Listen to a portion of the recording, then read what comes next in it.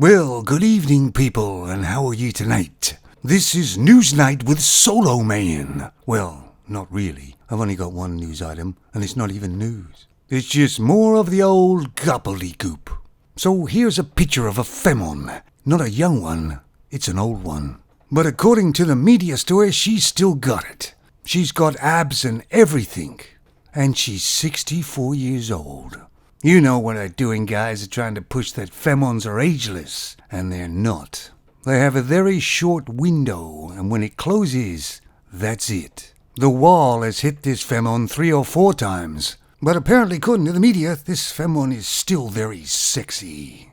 Well, to me, there's nothing sexy about this 64-year-old femon trying to act as she's 20 or 18 years old. It's embarrassing, not sexy. And she's embarrassing herself. But the funny thing is, she probably believes she looks really good. That's how delusional they are.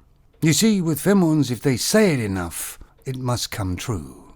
I mean, at her age, if she's trying to keep fit, well done to her. But does she think that old men are looking at her thinking, oh, she's sexy? Of course not. They're looking at younger women. Does this 64-year-old look at young men or older men? I can tell you which one it is.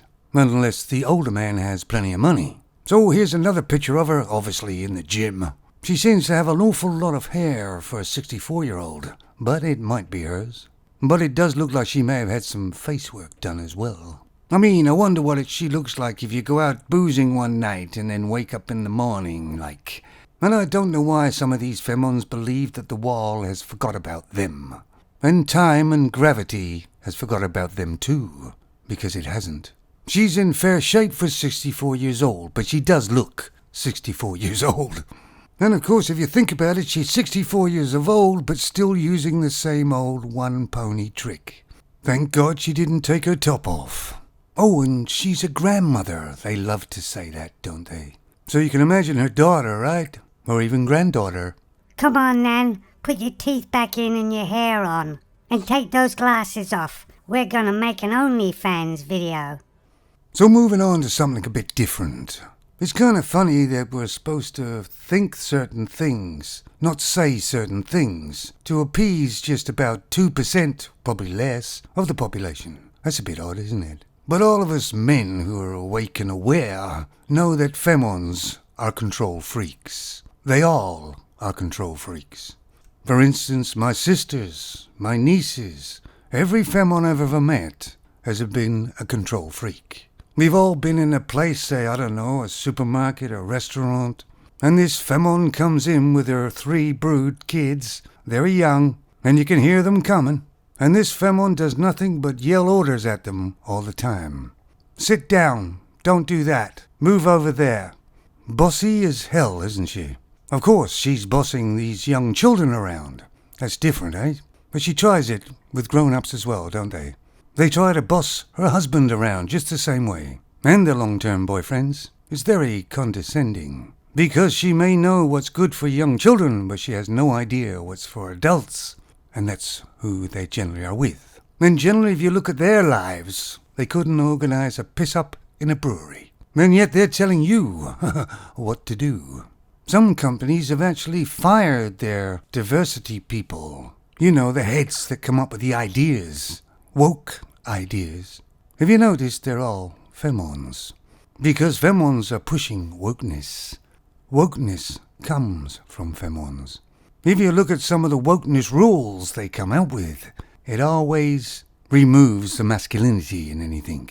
Because femons inherently are control freaks. Because masculinity is common sense, logical thinking, reality, which destroys femons' fantasy worlds. With facts and figures. Take a look at the New Zealand Prime Minister. That is gone now, thank God. She was a control freak. She tried to control everything about her country and the people in it. And all the while, she was smiling. Anyway, maybe you don't know, but I'm from Canada, and I used to live in a very small little town. You know the towns where you cough one end and you've got pneumonia the other. But we used to go out and look for femons when we got to a certain age. And this video kinda shows how we did it. Don't forget, this is a while ago.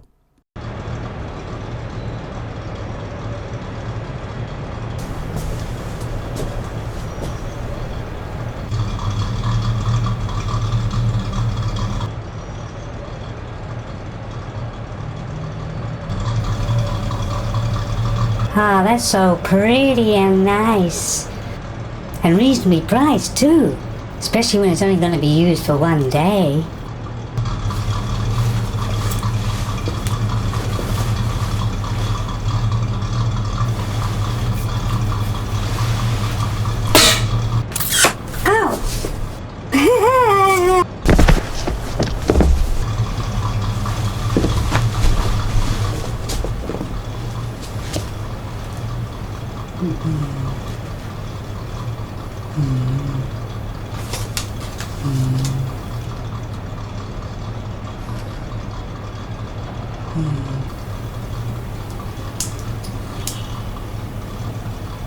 Mm.